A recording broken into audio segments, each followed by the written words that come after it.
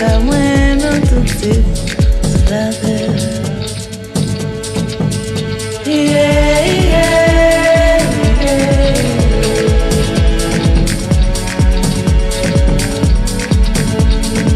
Yeah, yeah, yeah.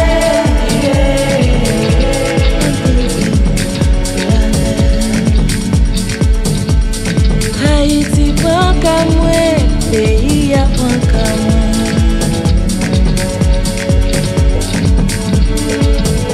C'est a prend ka mwen, la couille prend ka mwen, non tout c'est mon sur la terre. Yeah, yeah, yeah.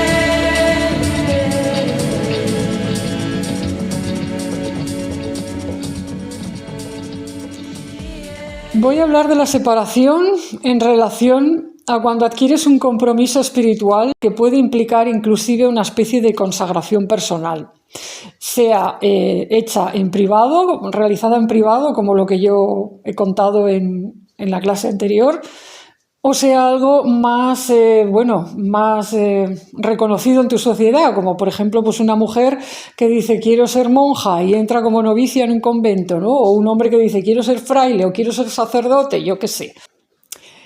Bueno, entonces en la clase anterior, en la número 26, pues anticipé que se tenía que producir una separación cuando tú realizas este compromiso y vas en serio, por así decirlo, pero estás rodeada o en estrecha relación con personas que no apoyan tu compromiso o que incluso de algún modo lo intentan sabotear o te intentan separar, distanciar de esto. Que esto es un fenómeno muy común. Esto es un fenómeno tan común que, bueno, que no hace falta ni siquiera que se trate de que tú quieras hacer algo tan serio como hacerte monja o como hacerte sacerdote para que puedas empezar a tener problemas con tus amistades. Yo estoy hablando de las tensiones que surgieron con dos amigas muy cercanas, ¿vale? Pero me sucedió también con otra amiga no tan cercana. Bueno, era una amiga de bastantes años atrás, una amiga que me había acompañado durante la carrera, ¿vale? ¿Cómo sería la cosa que cuando yo le empecé a contar y a compartir lo que estaba viviendo en el proceso terapéutico y que estaba empezando a escuchar a los guías y tal, cuando le empecé a hablar de todas estas cosas, su reacción fue de rechazo y además me lo dijo. O sea, en ese sentido fue honesta. Pero bueno, me dijo que no le gustaba esto que yo le estaba contando y me dijo que, jolín, que no siguiera por allí porque ella no me iba a poder seguir. Era como decir, deja eso, no vayas más por ese camino porque no te voy a poder seguir.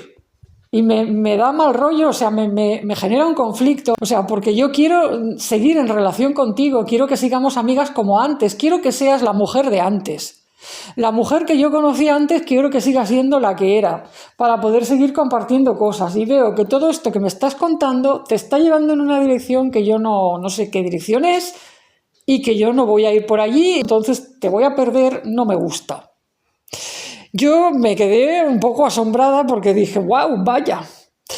Pues porque no me había planteado que esta clase de reacciones pudieran darse, o no de una manera tan lúcida y tan consciente. Que ya digo que, bueno, en cierto modo fue de agradecer su honestidad, pero claro, pero también me pareció egoísta, es decir, ella estaba escuchando de mi propia boca que yo estaba feliz y entusiasmada con todo esto. Entonces, ¿cómo le puedes pedir a una amiga que deje las cosas que son su pasión para retenerla en el ámbito, digamos, de esto que llaman ahora de la zona de confort, ¿no? O sea, quédate donde yo estoy porque claro, a mí no me sentó demasiado bien. Quiero decir que, claro, cuando ya te empiezan a poner requisitos para continuar con la amistad, te están diciendo no te desarrolles, no cambies, no vayas en esa dirección, no explores, no sigas guías, no te metas en esto, pues hombre, pues eso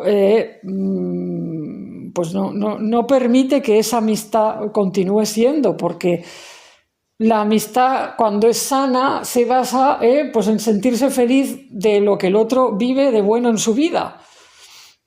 y se supone que tiene que haber pues un cierto desinterés. Hombre, es normal sentir inquietud o tristeza si ves que un amigo se va a marchar o se va a ir lejos, pero de ahí a quererlo retener, sabiendo que en realidad pues su alma está ardiendo en deseos de ir en esa dirección, pues eso ya es egoísta.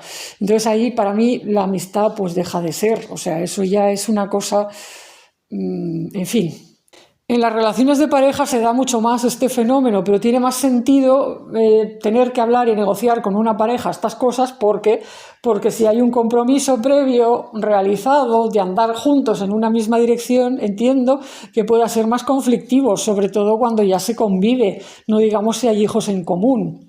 Pero aún y así me parecería problemático si uno de los miembros de la pareja de repente siente una llamada espiritual de tal calibre, si siente una vocación, tratar de retenerlo no me parece que sea el verdadero amor, por así decirlo. O sea, puedo entender la tristeza, puedo entender pues una reacción inicial de rechazo o de decir, jo, pues vaya, pues esto tal. Pero si realmente amas a esa persona, vas a respetar su camino, vas a respetar lo que su alma está demandando, inclusive pues la vas a ayudar, o sea, no vas a suponer pues un palo en sus ruedas, o sea, o un bache en su camino, vas a querer que esa persona sea feliz. Entonces, bueno, esto resumiendo mucho, ¿no? Así a grandes rasgos. Entonces, bueno, esta clase de reacciones se pueden dar, como digo. El problema viene pues cuando la cosa va más allá de palabras y estás en relaciones cercanas o estrechas con personas que no solamente no quieren que tú cambies en cierta dirección, sino que además pues de algún modo te sabotean de manera directa o indirecta. O te están, no sé, a veces uno, que no sé cómo decirlo sin que suene muy mal, pero a veces uno se encuentra viviendo en relaciones donde descubre que cuando quiere hacer lo que realmente su alma anhela, su vocación, pues descubre que eso no gusta a otras personas porque esas otras personas están sacando energía de ti. O sea, a veces se descubren cosas extrañas, cosas medio incluso parasitarias. Es decir, a veces sienta muy mal que una persona se vaya en pos de una vocación espiritual, en pos de una consagración, porque alguien estaba recibiendo mucho beneficio de su energía vital. Es decir, alguien estaba siendo beneficiado por todo ese ardor y esa entrega de esa persona hacia otras causas, digamos, pues de otro tipo. Y entonces ahí es cuando a veces surgen los verdaderos conflictos, son cosas a veces subconscientes que tienen que ver con ecuaciones de energía que entran en conflicto. O sea, muchas veces las discusiones, las tensiones y los conflictos en relaciones X, sean familiares o amistosas, no vienen tanto de pensamientos conscientes como de temas de ecuaciones de energía.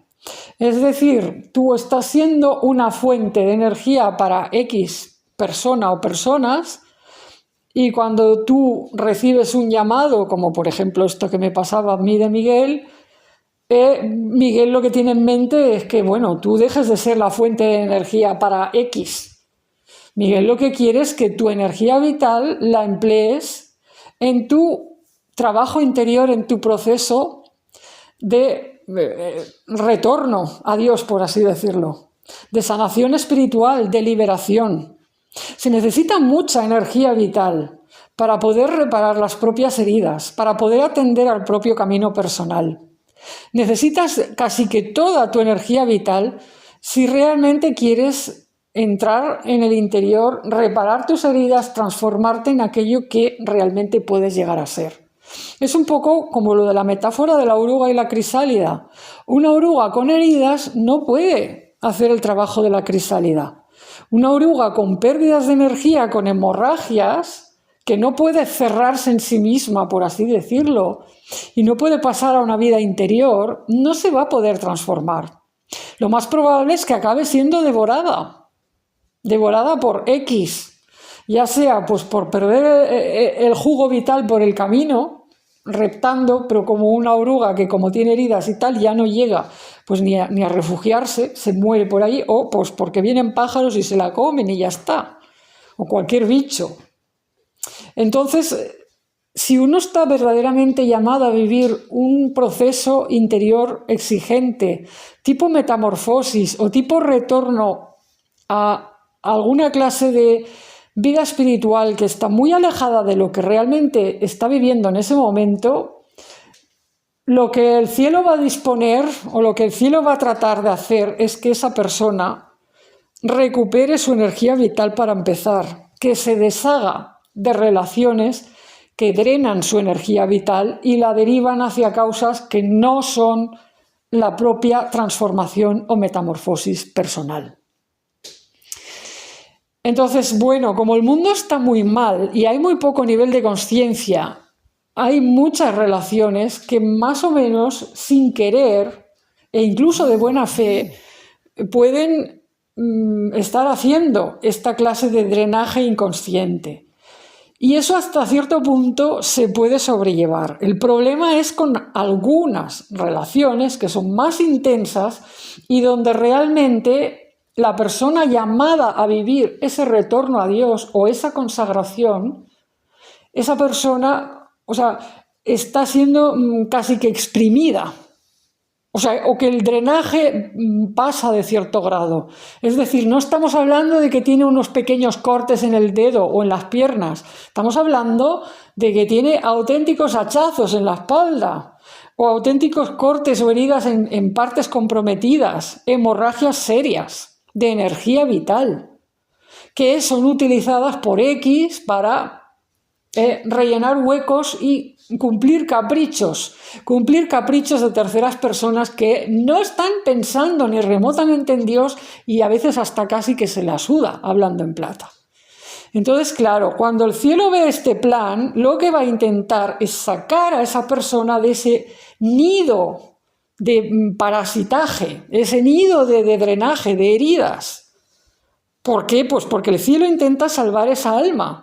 Pero para salvar esa alma se requiere que esa alma recupere energía vital y la pueda invertir en trabajo interior, en vida de crisálida, en retiro, en el retiro mínimo imprescindible que se necesita a veces para poder, yo qué sé, sanear cosas, reencontrarse con uno mismo y empezar algo nuevo.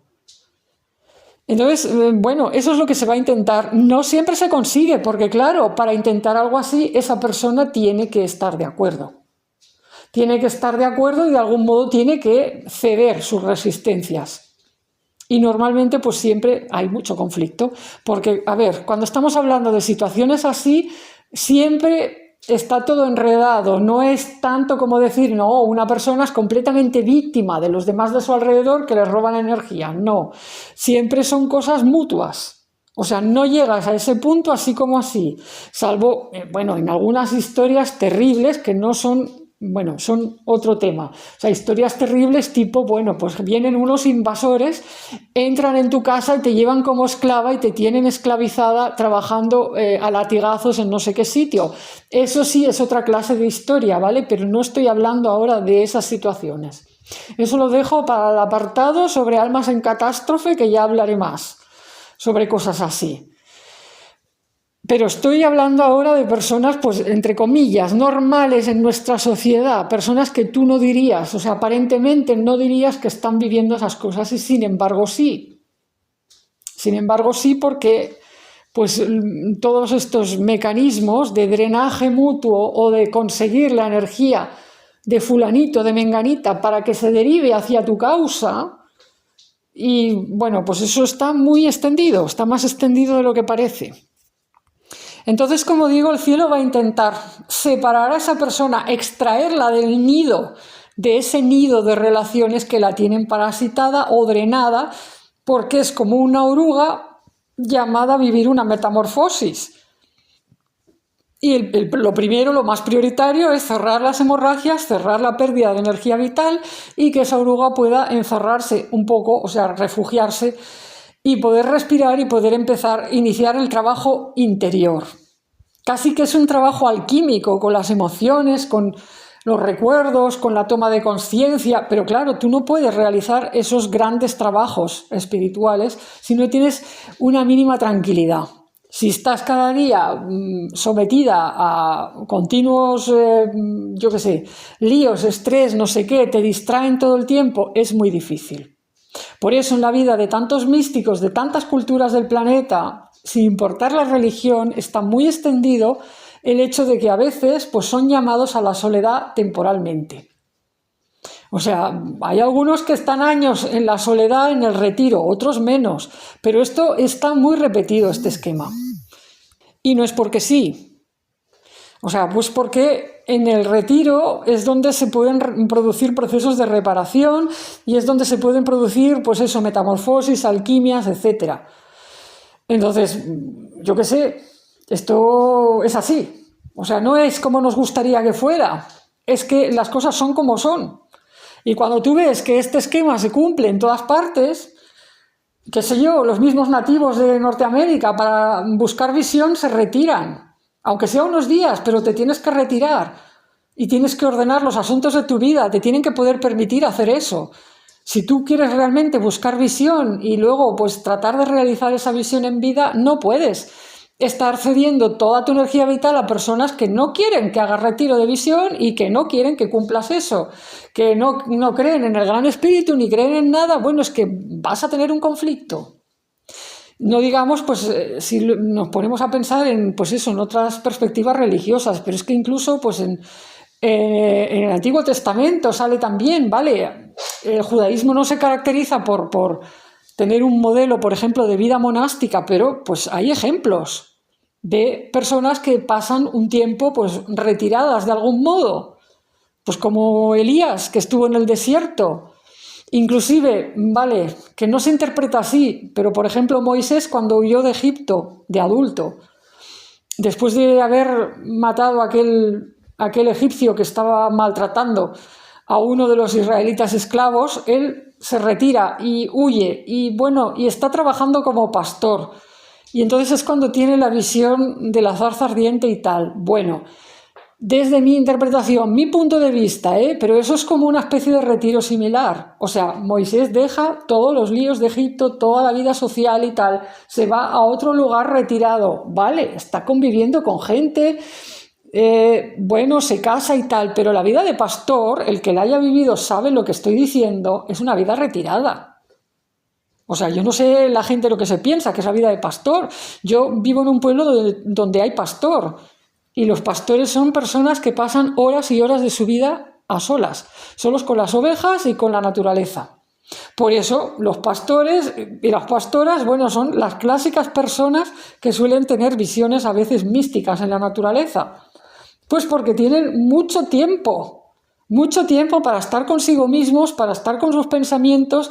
Y si estamos hablando de personas religiosas, personas creyentes, son personas que muchas veces utilizan este tiempo pues para rezar o X. Entonces, bueno, pues para mí me parece muy sintomático que Moisés tuviera la gran visión de la zarza ardiente en su época de pastor. ¿Por qué? Pues digo, mira cómo no se le apareció en medio de una plaza, en medio de la ciudad de Egipto. Pues ¿por qué? Pues porque tiene que ver con el retiro mínimo imprescindible. Tiene que ver con una serie de condiciones.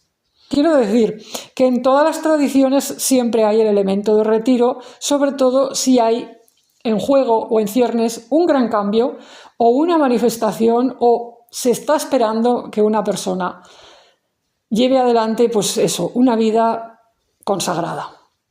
Entonces, ya que he sacado el tema de Moisés, aprovecho para decir que esto también se puede extraer de la historia mítica, arquetípica o paradigmática, o como se le quiera llamar, del propio pueblo de Israel en aquel tiempo.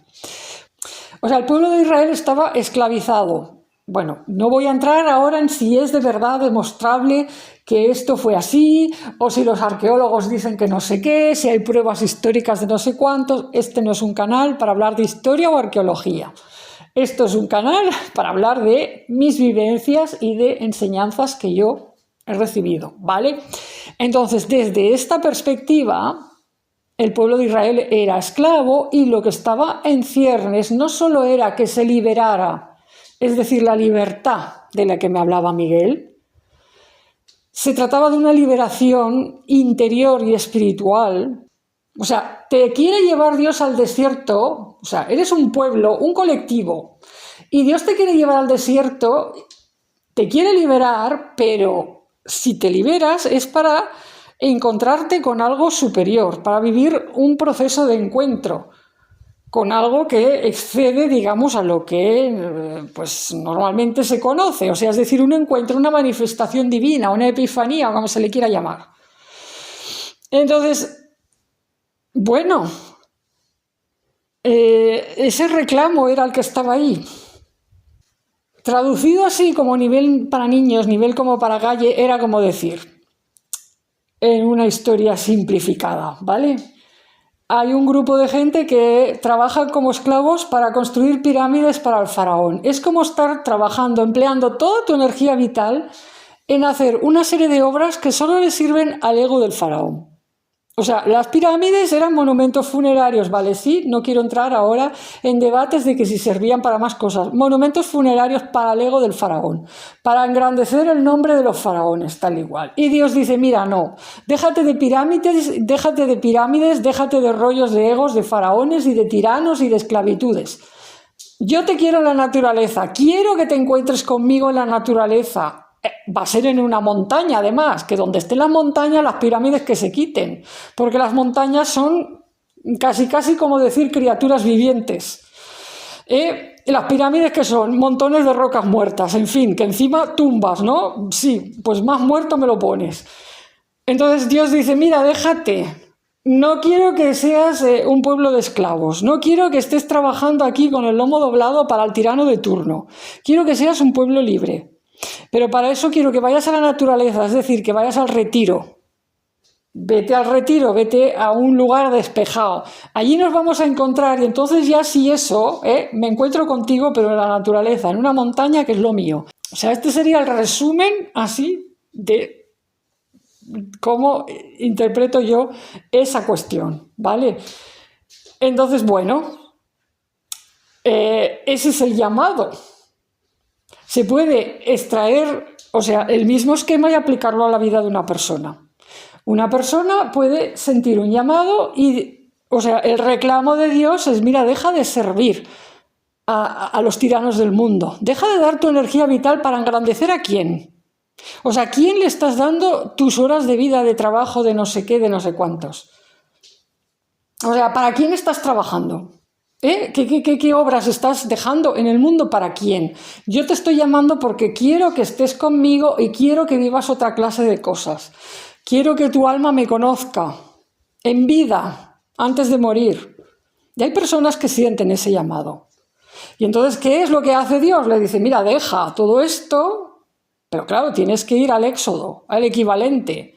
Entonces se inicia la batalla, porque claro, pues es la historia arquetípica. El faraón no quiere dejar ir a los israelitas. ¿Por qué? Porque son esclavos, son mano de obra. No los quiere dejar ir, que le están haciendo el trabajo. Por eso sale detrás de ellos a perseguirlos, a pesar de las plagas y no sé qué. O sea, todo eso para mí representa la batalla espiritual.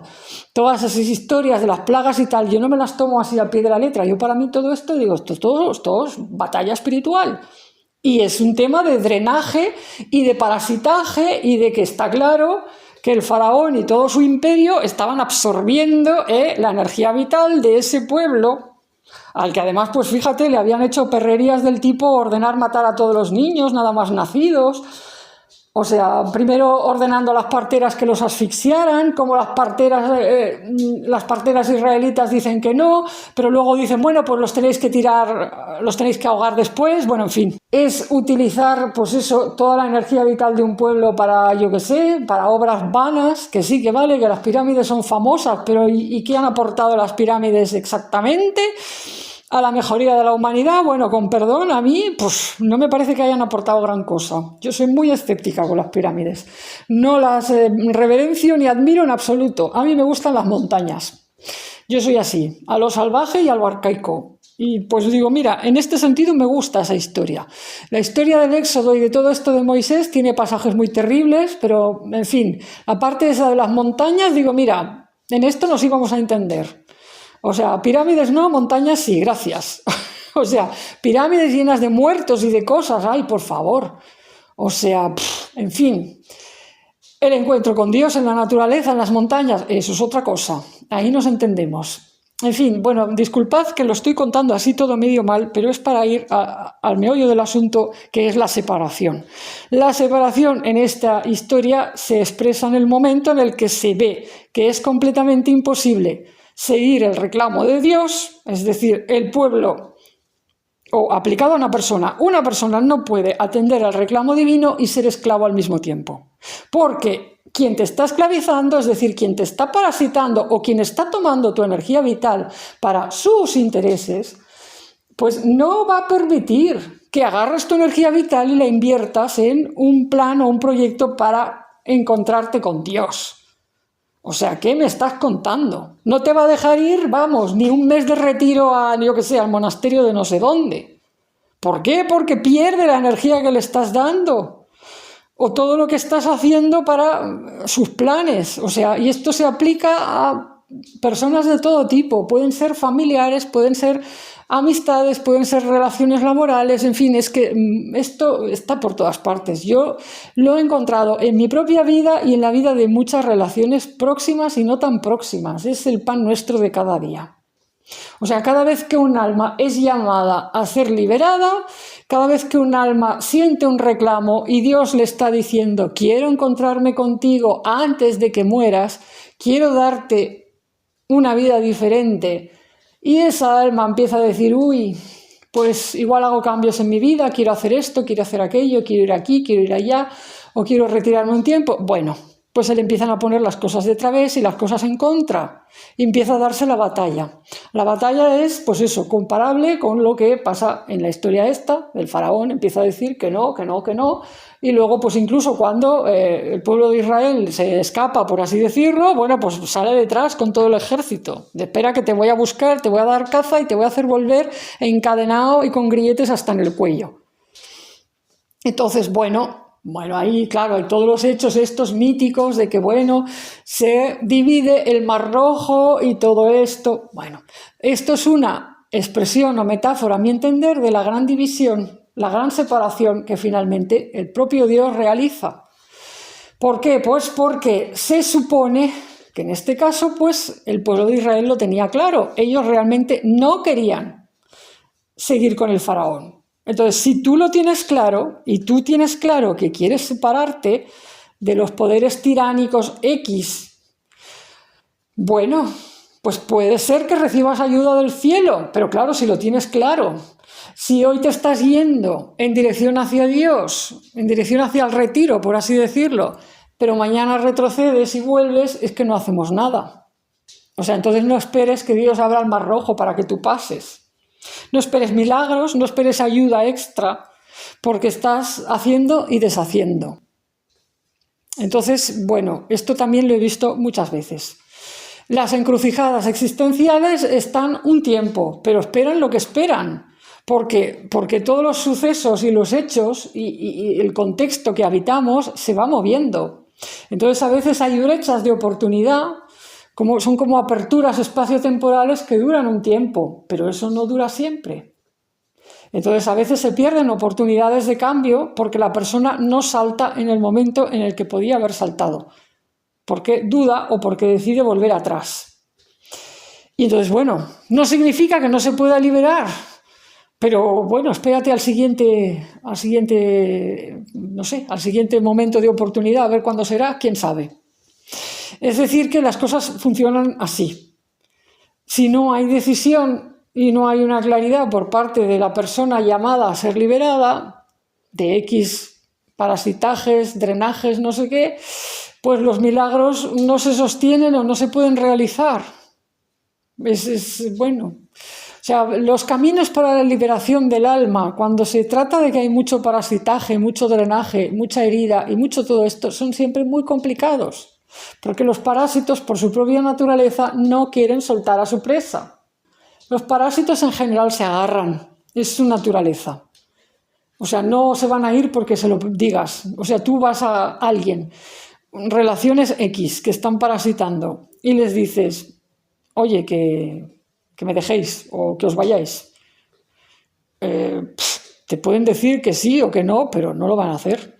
O sea, si realmente están parasitando algo, no te van a soltar así como así, porque están recibiendo mucho de ti.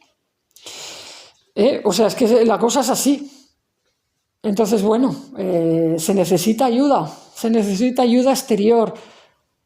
En el caso de la historia del Éxodo, es que, bueno, es Dios el que ayuda, pero bueno, está Moisés allí de mediador, pero bueno, pues hay toda una serie de encrucijadas y de pruebas y de desafíos. Si no hay claridad y el alma no lo tiene claro, bueno, pues puede darse más tiempo y a lo mejor es que ni siquiera es su camino, yo qué sé, es que historias hay muchas. Pero lo que está claro es que si hay claridad y finalmente la separación se produce es para no volver atrás. Y yo pues viviría un equivalente de todo esto, no comprimido en escasos días o en escasos meses, pero sí. O sea, todo el tema de la separación empezaría por la separación de mis amigas, que en realidad pues yo no lo elegí porque yo no era consciente de esto. Yo pensaba que se podría salvar la situación, estaba muy apegada a ellas también. Las quería mucho, sobre todo a la amiga terapeuta, que la conocía de antes. Yo, bueno, pues me dolió mucho el final y pues de no ser porque ellas dijeron no te queremos ver más, pues igual me hubiera llevado tiempo darme cuenta de una serie de cosas y separarme de ellas, pues digamos de otra manera. Pero creo que al final se hubiera tenido que hacer, aunque yo hubiera elegido una separación por las buenas. Pero eso solo fue el inicio de la separación. O sea, porque meses más tarde, bueno, yo lo que mis guías me fueron conduciendo era que me tenía que ir de la ciudad. O sea, es que, de hecho, la comparación con el Éxodo la sacaron ellos. O sea, por eso estoy sacando yo el tema. Porque me llegaba esto a la mente. O sea, era Miguel, era Anubis, era como, te tienes que ir al campo. Esto es como el Éxodo. Pero vamos, que no lo tenía yo muy en mi mente, pero sí luego entendí, dije, no, claro, es un viaje. O sea, el Éxodo, mis guías lo estaban entendiendo, o sea, lo estaban utilizando como metáfora de un largo trayecto personal, un largo trayecto interior, pero que en mi caso requería efectivamente un desplazamiento físico. ¿Por qué? Porque en la ciudad había muchos reclamos que me echaban hacia atrás. Reclamos de personas y de relaciones que no apoyaban la dirección que yo estaba tomando, ni apoyaban mi consagración, pero también obstáculos de tipo energético, de tipo físico. Se necesitaba que yo estuviera en un lugar más natural, más cerca de la naturaleza, con más limpieza, o sea, con menos densidad energética, un poco más despejado, para poder vivir mi retiro y hacer mi vida de crisálida y poder llegar al fondo de ciertas heridas y de ciertas cuestiones que no empezaron a aflorar en mi ser hasta que estuve viviendo en el campo, llevando una vida prácticamente de ermitaña. ¿Por qué? Pues porque, bueno, a pesar de que había realizado muchos meses de terapia con esta amiga, no llegamos nunca al fondo, por ejemplo, de cuestiones de esta vida. No llegamos nunca a determinados niveles de profundidad. ¿Por qué? Pues porque no estaba en el entorno adecuado.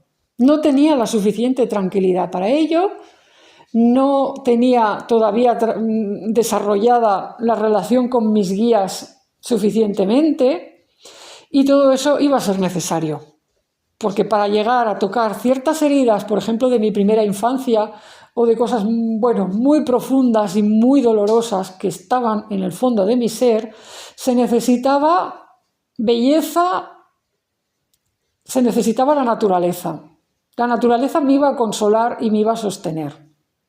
Se necesitaba también estar en un hogar o en un sitio que fuera tranquilidad, sin estrés, sin reclamos ni demandas. Entonces tuve, bueno, el milagro del cielo que Dios, haciendo juego de billar, organizó para que unos amigos, o sea, yo, un amigo y una amiga, pudiéramos compartir vivienda y ayudarnos con los gastos.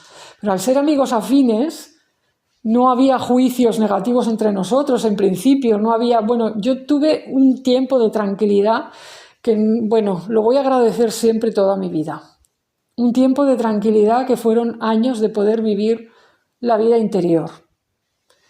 sin tener que dar explicaciones, sin tener que, no sé, estar en toda esta tensión y en esta presión social que hay en la ciudad.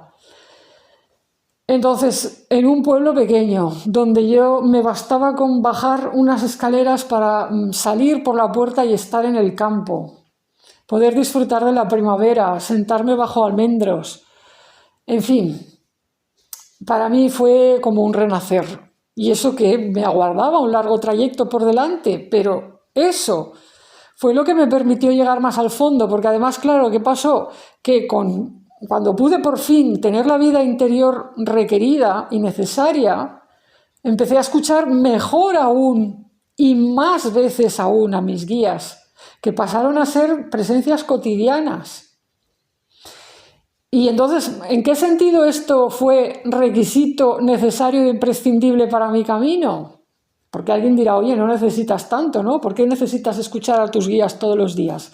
Pues sí los necesitaba porque, como digo, para poder llegar a ciertas heridas gordas de mi infancia o de mi ser profundo, cosas que, bueno, no voy ahora a entrar en ello, pero me salieron unas cosas que me afectaron mucho. Yo necesitaba sentir plenamente la presencia, el apoyo, el amor de mis guías. Porque ese amor puro que viene del cielo a veces es lo único que puede dar soporte y sostén a una persona cuando se encuentra con ciertas heridas y dolores y cosas de su alma que, bueno, que si te encuentras con eso y no tienes esa red de amor puro, lo vas a pasar muy mal. Lo mínimo que te puede pasar es que entres en depresión, porque cuando salen ciertas cosas y se remueven ciertas cosas, te da un bajonazo que no veas. Si encima estás en un contexto de tensión donde hay presión, pues porque no estás teniendo éxito laboral, porque yo qué sé, porque, bueno, se te presiona en la ciudad de mil maneras posibles. Para los logros económicos, para el aspecto físico, la ropa, el no sé qué. Y bueno, no puedes estar alimentando todas las expectativas ajenas, no puedes estar dando satisfacción a tantas personas y al mismo tiempo disponerte a ir hacia el interior y a sanar cosas que van a ser como abrir una herida de esas que dices, ¡ay, Dios mío! ¿Esto qué es? Entonces, claro, yo no tenía esa perspectiva. No es que mis guías me dijeran, vete a vivir a un pueblo, vete a la naturaleza, pues porque yo qué sé, porque vas a vivir tales y cuales cosas. Yo, con todo lo que llevo contando, pues bueno, seguí lo mismo. O sea, yo me fié.